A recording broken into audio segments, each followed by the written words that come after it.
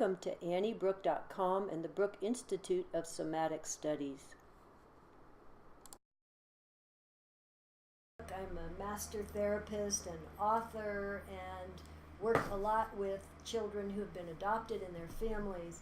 And I want to talk today about brain states and the behavior that's encoded so deeply and primitively in the earliest experiences, and it shows up under stress. There's nothing more devastating to self-esteem than the belief that you were discardable. And unfortunately, I've worked with many adopted children who were given away, and that's their internalized belief. And that's where you have to get down to the brain state level to help them change that belief. No matter how good a new parent you are, if you're up against that belief, they are going to be constantly testing you to prove that you love them. And that is exhausting.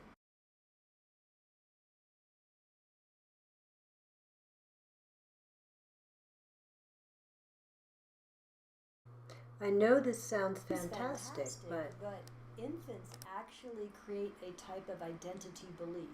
It's well before there's cognition in the brain, but they have to organize experience. That's what the brain does, is it wants to alarm and orient and organize experience as an attempt to interrupt chaos and reestablish safety.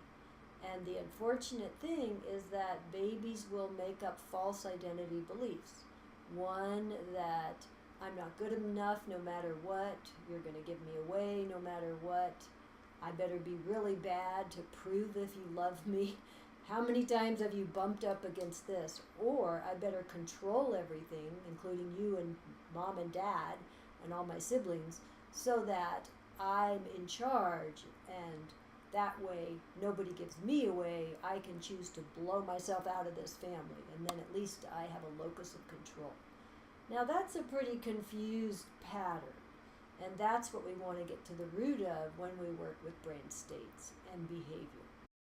Here are 3 tips to help you as an adopted parent. You've likely been enrolled in the fear escalation cycle. To interrupt that, you want to, tip number 1, don't take it personally. Your child is trying to tell you the story of being adopted. In its weird ways, it's not comfortable or fun, but it's a deep primitive story, and it means they are starting to trust you. Tip number 2 is to slow down and breathe when there's activation.